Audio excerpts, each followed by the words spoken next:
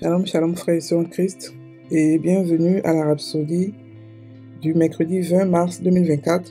Rhapsodie écrite par le pasteur Christoya Kilomé et la lecture vous est offerte par les vérités de l'évangile. Le thème d'aujourd'hui est il atteint le monde des hommes par l'intermédiaire des hommes. Alléluia. Et le verset est pris de Actes des Apôtres 9 verset 6 qui nous dit, la version NIV, il dit, tremblant et étonné, « Seigneur, que veux-tu que je fasse ?» Le Seigneur lui dit, « Lève-toi, entre dans la ville et l'on te dira ce que tu dois faire. » Alléluia. Le pasteur Christ dit, la Bible nous raconte l'histoire de Pierre et de Corneille dans Actes des Apôtres, chapitre 10. Corneille, centurion romain, était un homme pieux et craignant Dieu, qui faisait régulièrement l'aumône aux pauvres, mais il n'était pas sauvé. Et dans une vision, un ange lui apparut, lui ordonnant d'envoyer chercher Pierre, qui lui dira des paroles par lesquelles lui et toute sa famille seront sauvés. Quelqu'un pourrait demander pourquoi l'ange n'a-t-il pas directement indiqué à Corneille ce qu'il devait faire pour être sauvé? Pourquoi ce processus élaboré de convocation et de persuasion de Pierre? C'est parce que Dieu a envoyé des hommes pour porter son message de salut, et non des anges. Sa tactique est d'utiliser les hommes pour sauver les hommes. Ce principe est illustré par le fait que Dieu lui-même s'est fait homme pour nous apporter le salut. C'est pourquoi il a encore eu besoin de l'apôtre Pierre pour conduire Corneille et sa famille au salut. Son évangile a été confié à des hommes et doit être prêché par des hommes.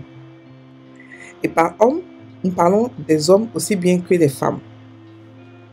Dans 1 Timothée 1 verset 11, Paul dit, selon le glorieux évangile de Dieu béni qui m'a été confié. Alléluia. L'évangile vous a été confié et non aux anges. Profitez donc de son mandat et soyez la lumière de votre monde et pour les nations. Éclairez et illuminez le cœur des hommes et des femmes avec la vérité salvatrice et les réalités transformatrices de l'évangile.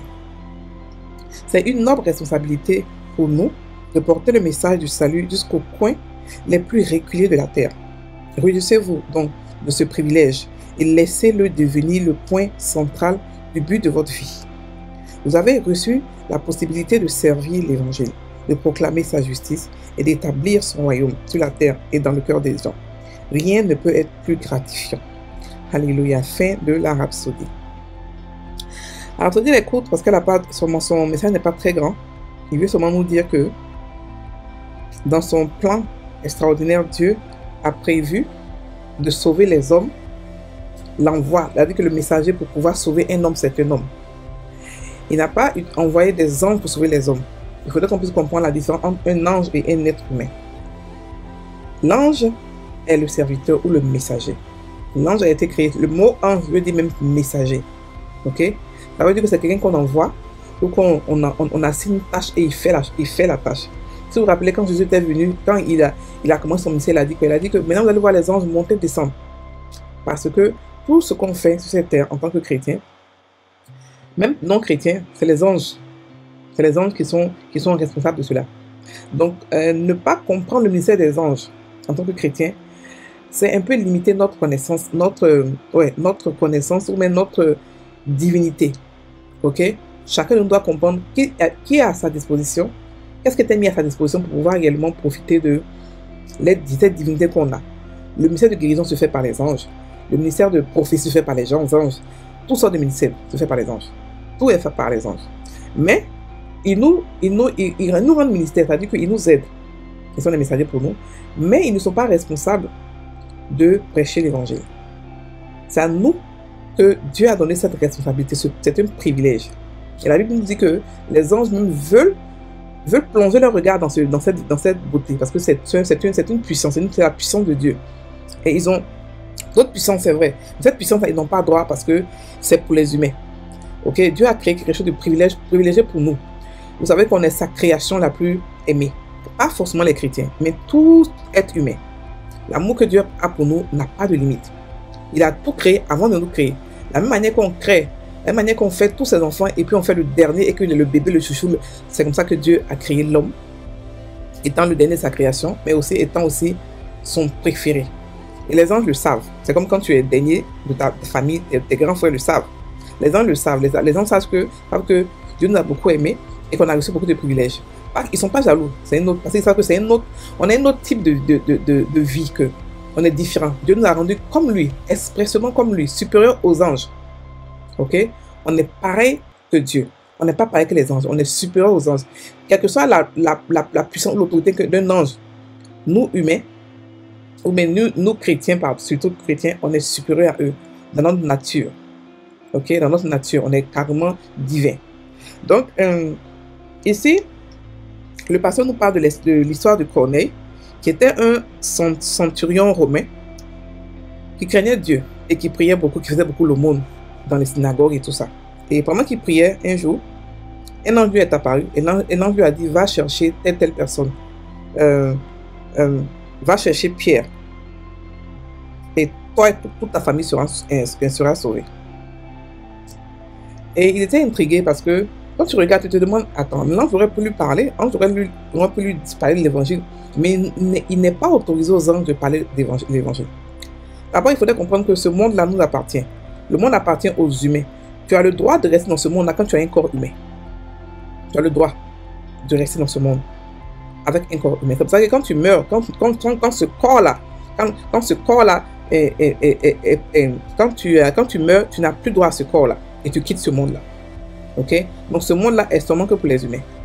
Donc l'ange est apparu, c'est vrai, et l'ange lui a demandé d'aller chercher Pierre. D'abord, on voit ici que Dieu parle à des non-chrétiens.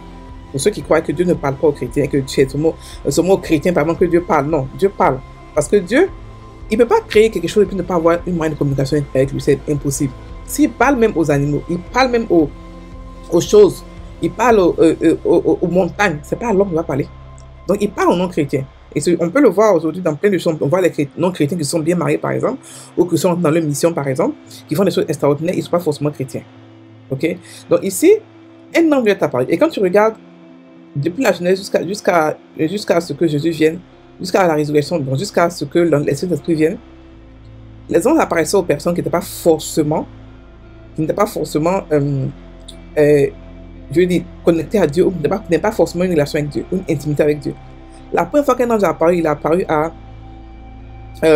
Agar. Agar, la concubine de Sarah. C'est à elle qu'un ange est apparu la première fois dans la Bible.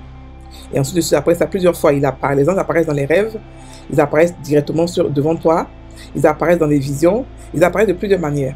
Mais ils sont là, ils sont constamment là. Il faudrait que nous puissions comprendre qu'on est constamment entouré en tant que royauté, en tant que enfant de Dieu, on a carrément autour de nous un cortège de protection d'anges. C'est pour cela que prier pour demander, Seigneur, la protection, protège-moi, ce n'est pas biblique, ce n'est pas faire confiance en Dieu, en son amour.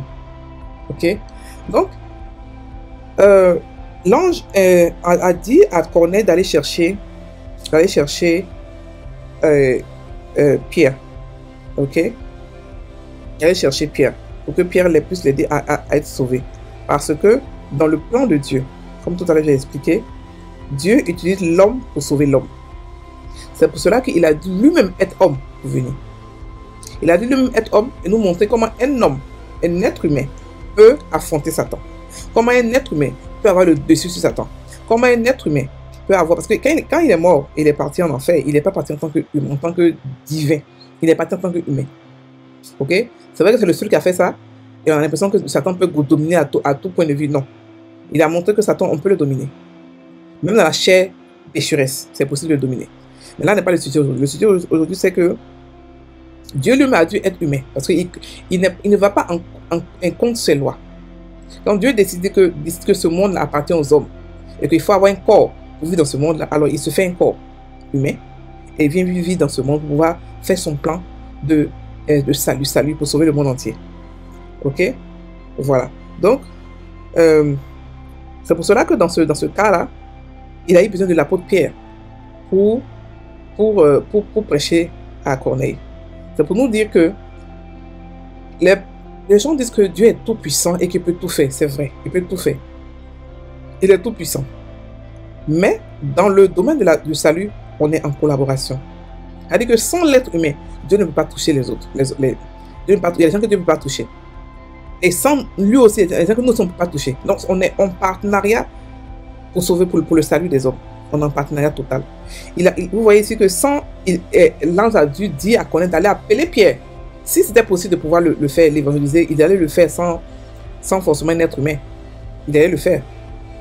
Je ne parle pas de quand Jésus apparaît à quelqu'un et que la personne se convertit. Non, je ne parle pas de ça. Je parle de l'autre conversion quand c'est un être humain qui doit te parler d'évangile, doit t'expliquer. Parce qu'il faut que tu crées, il faut que la foi soit créée. Il faut que la foi soit créée pour que tu puisses accepter Jésus. Donc quand Pierre est venu, Pierre a parlé, ils ont eu la foi et ils ont accepté Jésus. Ok? Ça peut aussi montrer notre dépendance à Dieu. On dépend de lui, il dépend de nous. Ce que je dis à l'air gros, à l'air grand, mais c'est la réalité. Sans lui, on ne peut pas faire des choses. Et sans nous, il y a des trucs qu'il ne peut pas faire aussi. Il ne pouvait pas aller, il ne peut pas sauver qu'on est sans un chrétien. Il a fallu un chrétien. Et un chrétien qui l'écoute, un chrétien qui est soumis. Pas tous ces chrétiens qui ne savent pas quand Dieu leur parle. Non, un chrétien qui entend sa voix. Qui sait quand Dieu lui dit passe ici, va à gauche. Ils savent, ils savent.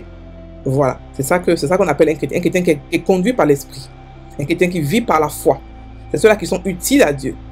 Ok? On n'a pas dit que vous êtes inutile si vous n'êtes pas la foi. Mais je veux dire par là que Dieu a besoin de nous, on a aussi besoin de lui. C'est une codépendance. Ok?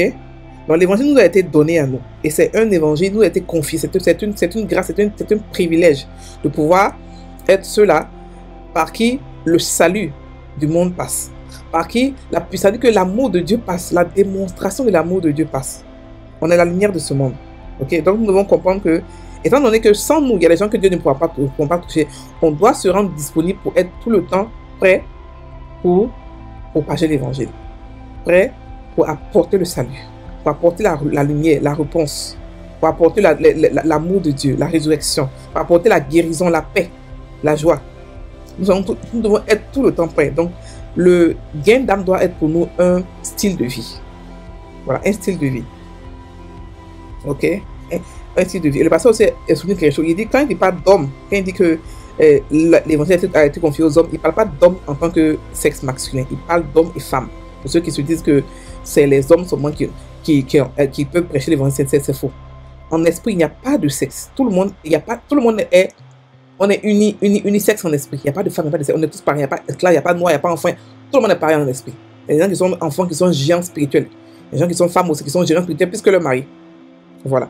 Donc voilà. Donc, on a reçu une responsabilité noble. Ok? Et on a le pouvoir de pouvoir aller apporter l'évangile aux extrémités de la terre. Donc, nous devons comprendre que c'est un privilège et nous en réjouir. Ok? Voilà. Donc, c'est ce qui veut dire aujourd'hui que les hommes ne peuvent pas prêcher l'évangile. Mais par contre, nous, on peut le faire. Alléluia. Donc, on doit le faire. Pas on doit en tant que devoir, mais devoir en tant que amour. On le fait par amour, pas par devoir. Ok? Alléluia. On va faire la confession. Je suis la lumière du monde et le porteur du glorieux évangile de Christ, qui conduit les hommes au salut. Par moi, les hommes passent des ténèbres à la lumière et de la puissance de Satan à Dieu. Alors que j'accomplis mon ministère d'ambassadeur de Christ et de l'Évangile, au nom de Jésus, Amen. Frères et sœurs en Christ, passez une bonne journée, soyez bénis.